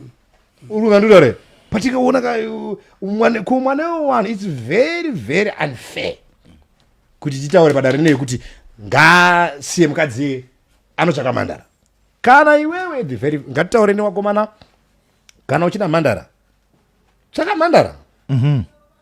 Handiti unoziva from point of departure urikuda chii. Murume wese ngaaziye zvaanoda. Ndafarira what honorable is saying. Vataura zvavanoda ivo. Ini ndoda vana. Saka zvakumukadzi kuti apinde muzamini. Anda kutanga adyiwa akamburwa ka. Oti chikambura honorable awana advantage zvaonorwa chero pawanda. Because hapana anorapa. Zvekudya zviripo. Sadza rakawandisa. Hapana anozorapa. But tiri kuti zvakumukadzi kuti anonzi uya titange tarara. Ndiona kuti unoita nhumbu. Kana uzoita nhumbu unokuroora. Come on. ndozvavanofika ndo preference. Saka munhu ngaaziye zvaanoda. Unodei naye mukoma. Isu kuchechi tinoparidza kuti purity is important. Yes. Isu kuchechika. Yes. Apa tiri kutoda kutsanangurira murume wekuti asati netsa nenyaya yake. Eka uyu hatina chatinomudza pavo. Atori nenyaya ngaanoroora munhu. Eka ngaanobvisa pfuma irobviswa. Akapa munhu mwanaka. Akarara naye nguva yese. Ndento kumta kuti ngasi munhu ine mwana anotsvaka mandara. Asi story qualify kuwana mandara. Ende hakusina mandara mazano. Ndikuti mukomana uyu at this point asiri mandara. Astori jaya mukomana because atone mwana. Saka munopinda majaya achawerengwe because mandara neujaya unorepresenta purity. So kana tiri kuda kumupinza munopinda majaya achakwani because atoo baba. Because ane mwana waakapa zita. Uzvibata? So zvaangaita iye kuti ataka kuchemera mhandara ari madhaka umu kuti ndoda mhandara akasungwa akamonwa hachakwani mugemu remajaya. But ngatibatsirane nevakomana vasati varoora. Todzokera kuna waniwa. Unoti virginity is the currency of trust that is traded on the marketplace of marriage. Zvakaoma kuti munhu atruste munhu waakaona asiri mhandara. Muri kuda kuti vanhu vatange marriage yakatoparara kudhara. Let's emphasize that idea. Kana uri mukomana uchitsvaka musikana iwe hausati wakabata-bata tsvaka virgin. Azvizonetse pane dzimwe mhondo dzinomuka mamba unozwa kuti at least ndakamona ari mhandara. Ukazomona baba but hamuconsider chakaita kuti aramba ari mhandara chipa mwanga asingadiwo futi. But manje zvakaipira mandara zvinonzi akaenda kunongoravira kumwe futi uku anogona tadza kudzoka. Zvine madisadvantages. Aizvibata here kana vakomana vaingosiya chiri chibage. Thank you. Asi muri zvikuru. Nyaya only that kana tiri kuchechi. Handiti ndo patiri kuti isu toda kutaura zvekuchechi. Hatisi kuti umhandara ndo unoita kuti musha umire because kune mhandara dzinorova rume. Mira ka prof mirai. Tiri kuti umhandara unogona kupinza mumba but character ndiyo inoti ugare urimo. Baba. Andizvo chinotoita kuti uve mhandara inyaya no. Kana kusasvikirwa. It's a character. You have a character already. No. You have a character by chance. Okay. Ndakakutaurira kuna vakadzi vari mumabasa vasinganyengwe. Kuna vakadzi vari mumabasa vasinganyengwe. Kwete kuti vane character. But warume wariko kwari unazoti hapana iripo. Kuti prof. Kuna vakadzi vari kuendeswa basa nemurume wasinganyengwa wakadzi vachiti sati nyengo mubasa. Kuna varume vari kungotarisa kuti ndiani anganyengawo zvinhu zvakadai. Kuna vari kuti haisite haapetize kunyengeka. So does take away the important things that are there. Kuchikoro kuna vasikana analyze things according to vasikana vazhinji vakapasa kuchikoro. Prof, vasikana vazhinji vakapasa kuchikoro. Handitika vakagona kuchikoro. Vasikana vangu vasinganyengwe. Ndiwasikana vazhinji vakapasa. Remachinda tobvara chikamu chedu chekutanga. Tsuro mbiri kuti kudzingira netsuro mbiri kuchikoro. Vasikana vangu vasinganyengwe. So prof, ngati muniverengere vhesi raSolomon ndambotaura nezvaro and then muri pwanya tovhara chikamu chedu chekutanga. Tosangana musecond segment yedu inova ndeyokupedzisira. Ndiverengere itinzwe. Songs of Solomon 8 verse 8 to 10. So it talks about them having a little sister. Paichabvunzirwa ndichati kudii. Because zvaitori nevalue zvaitodzinoshedzera mari yakawanda kana ari virgin. So the price of virgins inotofanira kutowanda. Challenge yeBible manje tinoexplaina zvanyorwa powane revelation yemweya wakafemera kuti yanga iri nyaya yei saka it's a broad thing now. Bible rikangopinda it's a broad thing. Tinoriverenga mumweya ka imoverenga panyama toexplaina takadai. No, but the Bible has principles. Yes. It has principles because every text in the Bible has three things. Number one, it describes a situation. Number two, it prescribes an ideal that is there. Then number three, it proscribes. So each and every text that we find in the Bible cannot be read outside these three things. There are principles that you find in each and every text. Tine chisikana chedu chigere kuva nemazamu tichaita sei kana chakumbirwa pari kutaurwa nyaya yeidea of value, the value that you need. Kuti kana takamuwana ari virgin she has value. Zvakafanana nokuti mukaonaona mukwasha ari rombe handiti proverbs vinoti usati watanga musha vakaimba itamunda vakamusha. These are expectations that are demanded on every young man who wants to marry. Uda unocheketa vana munda wacho uri. Before Adam was given Eve, he was given a garden. Iwo usati wanotora mwana wavanhu kuti wauda kuchengeta mwana wavanhu what are the instruments of security that you are going to give me? These are things that are expected on you. So we can't then say no. It's Panama values, Panama cheap. No. Then we see this means that we find marriage. Adhurisirwa yeti kudhura kunoenderana nemari unoita nezvei kudhura ka haisina yemari yataurwa tinotenda dare machina kasanga chikamu chedu chechipiri siyabonga.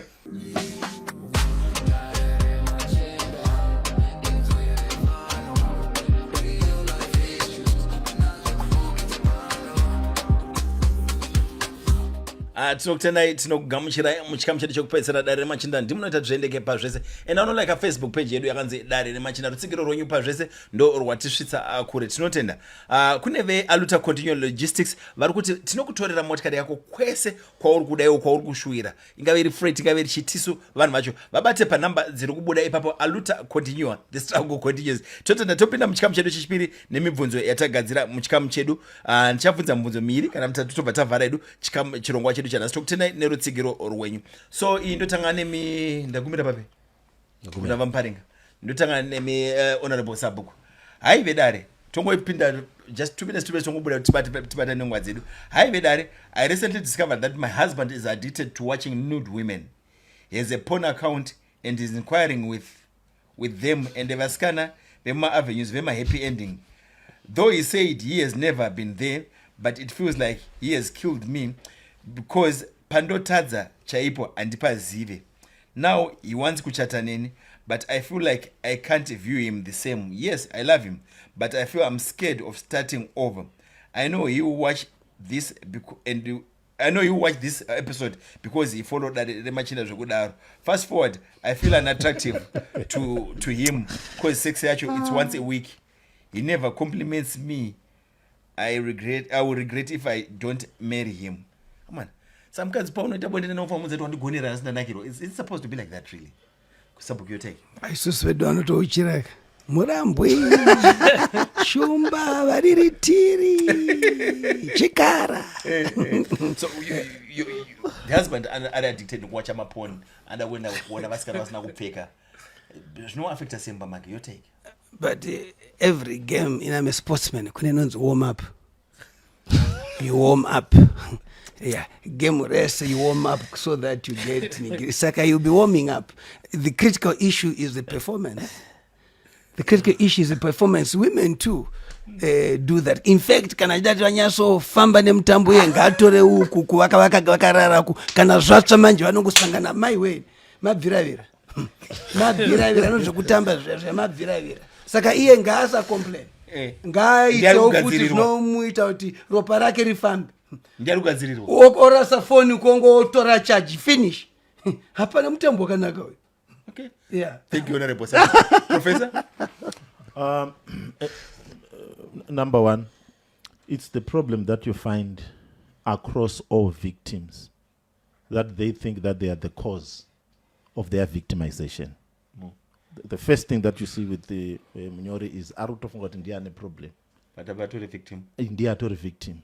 So you can't take someone's weakness as being caused by your suffering. Iwo ndorutonetseka uku.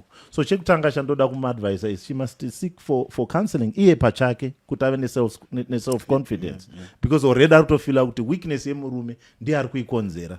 And then what you also see is now there is a lot of low self-esteem that is kicking in.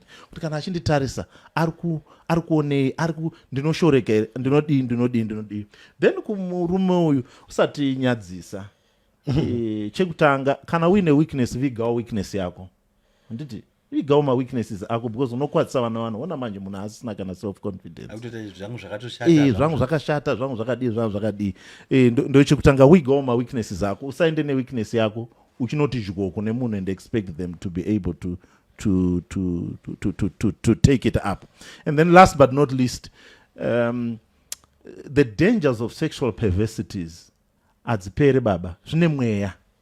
Chitori chimweya chekuti ukada unotarisa madepths acho zvine madhimoni mukati hachiperi and hausvike pakunoti in terms of following the lower passions of human nature there is an end to it. Iabyss igena baba avanobva vati zvigure hazvipere.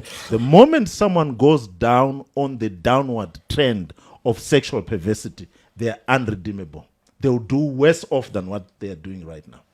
But let me ask a question. I have friends who are girls who have told me this, I got home one day and got into the bedroom, into the house, going to the bedroom. There was a sound of people making love. Are you with me? A sound of people making love, makindi now and everything. Okay, ndichinzwa kuti zvikuita zvichipera ndichiona munhu achitobuda achitanhingikiri. And now you want to say kuti okay, what is really more damaging? And I asked her, but what did you do about it? And she said, I must stick to my lane and do what I do best. She was strong enough to, at times you have to accept what men do. The moment you adjust, you accept and adjust. The critical issue is to adjust, because the next man or next woman is even worse. So adjust to perversity? To me, it's not about that. It's about you. I've given an example. What about if the danger, if she then faced that situation, yokuti murume ari mukadzi mu bedroom avhura and vakutoro achitonzwa pado achitobuda achitoona anoita sei? Tricky. isusu tiri kuchechi patisana marriage haisi yemahure ba. Marriage haisi yemahure handiti marriage haisi yemahure. Kana mukadzi arida zveku murume anzi anoda zvekumavenues ada kuona vanhu vakashama wachidi haisi pfungwa yevanhu vanoda kupinda mumba. Haisi pfungwa yemunhu akada kupinda mumba. Mukadzi ari kutanzi ina ndikamurore. Also I think aziye zvaanodawo handiti ari entangled. Munhu ngazi haudi munhu kana anokupa maproblems. Handiti tiri kuona because now haagone kupa decision yake iye. Anoda kuti timudze pana kuti siya wakuru wane porn account. Wanzwa here? Wanoona chii? Achawana anenge achiona zvese ende hanzi iye anopihwa bonde ka1. Saka ari ku it's also a message yaari kuudzwa kuti zvatinoita muponi nezvatinoona nezvamunotiitira zvakatosiyana. Kadzi saka mukadzi akunetseka manje kuti pamwe ari kuti izvi anogona kunge akutoshandiswa semhuka achinzi try kumita zvandirodii zvandoona andoona achidyiswa imbonyikwa kana muice cream onzi shutdown. Maizvona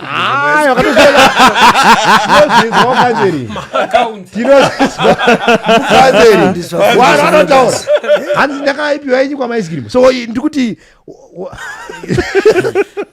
so one handiti one they become also she is abused in the process. Murume akatanga kuita zvekuona pornography and zvinoratidza also kuti haasi kukwanisa kukontrola mapassions ake. You see, so he becomes ana discipline also because in zvinopinzwa vanhu vasina discipline vanhu vasingagona kukontrola mapassions they enter into these things and zvazvinoita zvekuti zvinouraya brain because zvakunoita mupfungwa mako mane vanhu vakawanda wauri kuona. Saka paona mukadzi wakwanidza marasi zvinouraya masexual desires even to your partner. Akasamita ndisaka uri kuona hana porn account chete hanzi ane masisters ema-avenues anorova ma-happy endings. Amina anozi ma-happy endings zvinozi ma-happy endings handizvoti zvizvi chasanda zvinzwa chatozinzwawo nemi pamwe makazvinzwa kukanzeni but ndiri kuti patita challenge patisani marriage haisi yemahureba and kana munhu akanyora tsamba kuno kuti uda kutaura pachona kuti hatisi kusanidza chihure padare remachinda. Amai avo zvaita vaita challenge kuti vanofanira kuti vamake decision kana vati vanopinda munyaya iyi she must be ready also because munhu ari kunyora tsamba asi murume dai anga ari murume ari kuti ndiri kuita challenge neporn account ndodhilita sei, ndiri kuita challenge nekuenda kunoona mahore kumavenues ndoita sei. Mukadzi ari kunyora murume achiri kunakirwa apa ndio ato victim mukadzi. Saka ndiri kuti mukadzi zvaanofanira kungoita mbadari tofanira kumuza ita decision atonzwira murume tsitsi problem ita decision handiti yekuti either wakuti I go with him ndomubatsira kuti abve muzvinhu izvi kana kuti ini zvinoita sei zvinoita because there is an option of exit at this juncture kuti no munhu uyu sinzi ari kupinda muzveupomo izvi nechiini handizozvigone zvinozondiremera handizoti vane mwana here vane chii ari kukonzera zvinhu zvakawanda but I think at this point there must be a critical decision to make to help the men or to exit. I think ndo advise ndikamupa issue yebonde for men iribo advise murume maybe ari kutsvaga kuona maybe kuda kupractice manotsi bonde is one thing hakuna chipo chebonde amuziva kuna munhu ari gifted for bonde so chona hakuna hakuna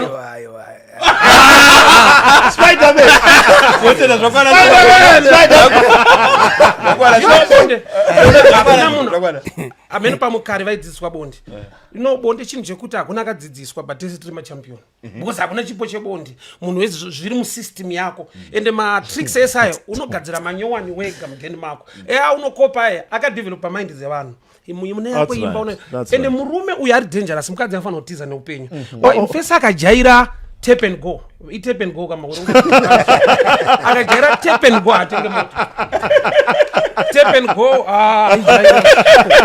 ngoti wangu takaenda Mparinga, also, because we are speaking to men, we also need to come to a point where we tell men that yes, sexual desires nekukambura nekudi zvinhu zviri mumunhu but chinoita kuti munhu amira achinzi murume is to be able to control those passions.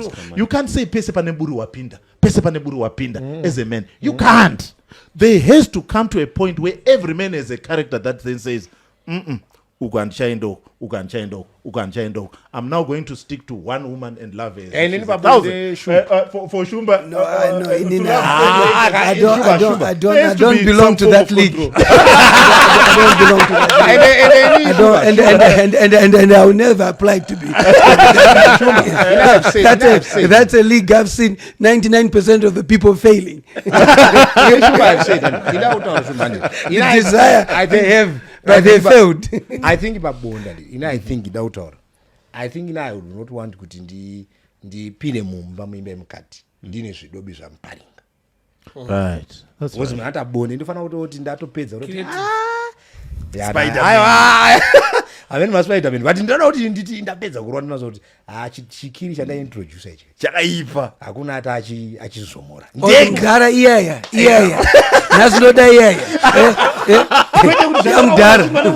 yamdara so tinotenda muka dzinodzidziswa nan. I think we also overvalue these things. Sex is something that you find in all species.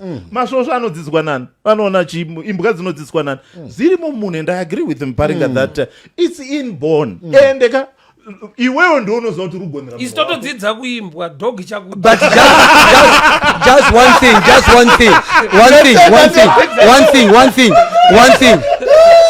pano one thing imimika tafokasa pane murume kokana iye mukadzi asi kusatisfy murume wacho ausatisfy katype yakadai kana iye are you a problem and it has led to the man who is now a victim too. Kutsvage pona kwenzwa mukadzi but hautsvagewa uchienda kupona you can't even think about this. No. What about if the man is a victim? akonzerwa nenyumwa nemukadzi Saka then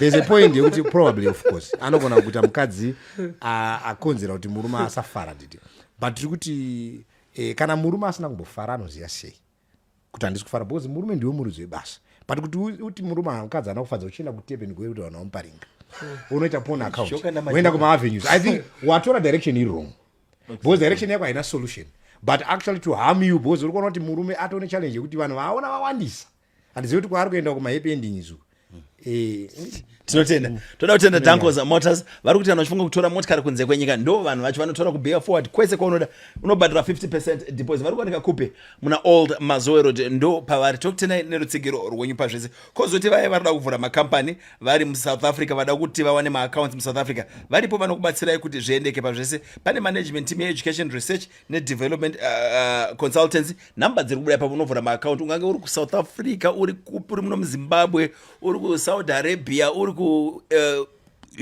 inonzi Dubai UAE vanokwanisa kuvhura account yako vanokuitira zvese zvemuSouth Africa so vabatei vanokuitirai very reasonable charges saka kuti aluta continue vari kuti aiwa freight nemotokari dzauda kutengerwa kunze kwenyika tiripo ipapo zvigoneke zviendeke mubvunzo wedu wekupedzisira muzuva ranhasi uri kutiwo ndikutanga uri kupedzisira vanani pamuri professor. Thank you prof. Ndiri kuti udange rito dambudziko hombe ati makadii dare, how do you deal namai vemukadzi wako vanokontrola mukadzi wako zvekutomutumira madecisions emumba menyu, iyezve vakashanya havagone kugadzikana, vanenge vachingomirizika pese pese, vanopinda mumarumu ese, uye dzimweni dzenguva vanokomberana nemukadzi wangu kundituka. ndonyaya inorambirwa vanhu manje. iyi manje kana kune nyaya iyi atinokurudzira kuti vanhu ngavarambe inyaya iyoyi, because number one munhu apindirwa musha wake naamwene, ende panofanira kunge paine imwe distance inofanira kunge iripo pakati pemukwasha nani naamwene, ndizvoka nambuya, ndizvoka nambuya, sorry nambuya. Now the issue there is an issue of power and control. This man does not feel that he is in power and he is in control of his marriage. Actually, kutorina patron we marriage yake who is deciding on what he should be deciding on via mwana wao. So again, takaitaura futi nyaya yechiti kana kuna vanhu vanouraya mamarriages mudzimbabwe ndana mai, nekuti wana mai pamwe pacho their motherly love can cripple mwana. Yes, no one marriage yemwana ya crippled because the mother is over. She can't let go kuti mwana uya munhu mukuru amukadzi anemba yake anofanirwa kurana imba yake achiita madecision ake nemurume wake. What God has joined together, let no man put asunder. And here you find ambuya varikuya varikuda kutoita rip off negirikini. So my advice to this man is stand up and be a man. Put boundaries within the marriage. Say no to nonsense and stick to that. Kana asiri kuda kuita stick to the rules and to the regulations that makes your marriage a happy home, then she should go. No, I think but ndikutomunzwa achinyora tsamba ndikudotobvunza kuti paari kuti hanzi ndiri kutukwa nemukadzi wangu nawamwene vari kwachipiti chipi soro bhangu vari kwachi ayo vakadise mumba makwera no nomari kazhinji haunyanyiitire tsika iyi kana usina kuyerwa kutanga. Vanonga vatokuyera vakakuona kuti uyu ndimambidzeni, vanotokuona vanhu kuti hapana. So here I think the first stage zvinhu zvese ndiye trouble causer wezvinhu izvi.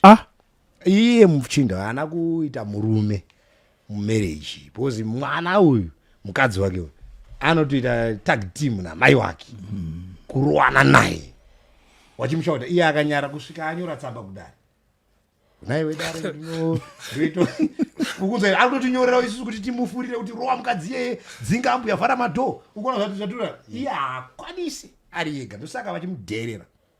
So murume uyu ari padambudziko rokuti haasi kuva murume pamba ndepake ava rikutanya kuti hanzi ndo nyaya inorambirwa munhu haumurambe munhu havabude pamba wanawo ndiwo unobaburitswa iwewe ndinyorera kuti vakandifurira ndiri mugare murengi ndachaka kuenda ndinoita kuti anodzinga mama wanawa maine mwana vatonesimba vatoshanda. Saka zvaanofanira kutoita handiti maybe probably zvaanofanira kutoita munhu angatotaura naye angamubatsira kutora mumwe wake waanoziyana naye mukadzi uyu because mukadzi anokoshwa namai but munhu waanoziya hasi mai avo anoziya mukadzi uyu ngamutaura kuti yauri kuita haite kana kuti udedza hama dzake dzingave kuzomununura pandoda sekuru waya vanongonzi vekumusha vanonga vane chimbo waiva vanonzi vanorowa vanhu vaya ndiwo angatodezaamunaro pamepemwana wangu para ndiwo angatomununura kuti iwe ndiwo angatomudzingira vanhu ava kana ana zvekudzinga vanhu iye ari ega nyaya iyi kana akatadza kuti vane mukadzi uyu akamuudza kuti shamwari ona matangira atakaita nemaitiro atakuita aya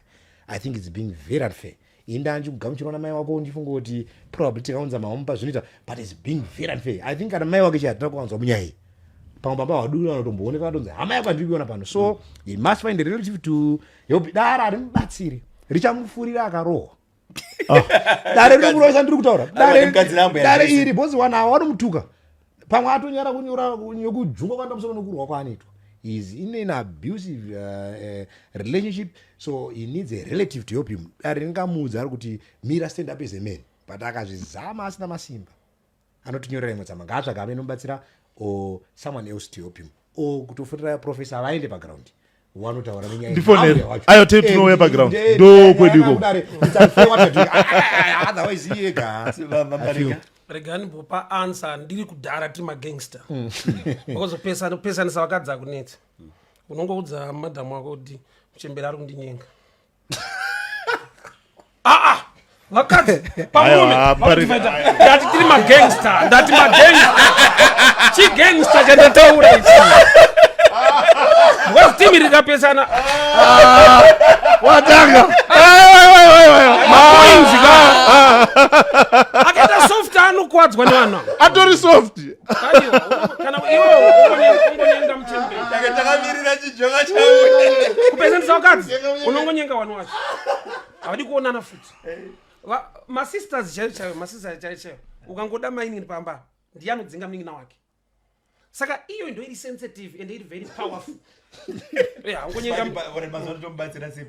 kana ari mazuva ano haangotsvaga vechikuru ngoyataura namarufu mudharo wechikuru anongouya anonyepera kana kudhakwa ototanga kutaura kunge akadhakwa so makusiya dzimba dzenyu maudara dzamwe anozvinzwa muchemberi anozvinzwa bcause I suspect kuti muchemberi anoroya level rake anokontrola nemishonga anoroya What's the power? Where is the power coming from? For her to be able to run, where is the power? Or maybe mad. Yeah, money comes in as well. Cannot run roya. In the face with anti makati mushamukadzi mushamukadzi kwaye amusati mati kwayeka mushamukadzi panapa varume muri kutaura but ini chete ndiri free panapa ini ndisakorora imimi ndotokuchidziraiwo tsitsi futi kumba uku kwenyu wakamirawo sei mauda kuzvisimbisa chete panapa munoiziya Iraq neUkraine iri kwenyu uku Russia neUkraine imi panapa munoziya zvandiri kutaura kuti nezvamatepe waitotaura kweizvozvo ameno henyu masvika kumba uku but the nyaya iripo ndeiyi it's a cultural issue. Our sisters also do the same. The other sisters do the same. And mazwana. So I think it's very important the character, and it has to do with the character of the person more than anything else. You see, even here, ndikaenda kumitupo inini vana masivanda aiwa munovaziva vana masivanda hapangosvikika vana chera futi ndo second kuna masivanda murume wese akavenga masivanda ndikamuona ndomuti shamaruru murume nekuti very straight very direct ipapo. Are you with me? So to me I think it's a cultural issue. It has always been there, but it must not get to a point where somebody said, again, iwewe ningi traditional structure yekwenyu yakamira sei yechivanhu, tete vakasimba sei, vanasekuru vakasimba sei, hanzvadzi dzakasimba sei, unless he is the only child in a family. But unounzwawo wekwako futi vana tete kuti chimbouyai muzondoona kuti ndiri kugara sei, or else to end this ndiye munhu yauya akaroora mukadzi aisadiwana namai vake nanatete vake vobuda mazviri kuti takakutaurira takakutaurira tisiyana naye isitabuda mazviri because clearly he has no support system from his family.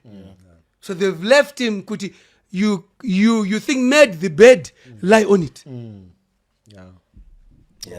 Ndosaka zvichinzi usati waroora mukadzi muendese kuna mai vako, because amai vako vane characteristic yekuita andizve even murume usati vasikana vasati vaona nevanhu kunge inini.